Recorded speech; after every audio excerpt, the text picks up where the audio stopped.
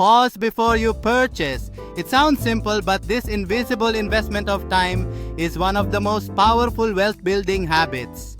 When you take a moment, whether it's a few minutes or a few days, to truly consider a purchase, you're not just saving money, you're training your mind to value opportunity over impulse. Wealthy individuals understand that every dollar spent is a decision that could either build their future or steal from it.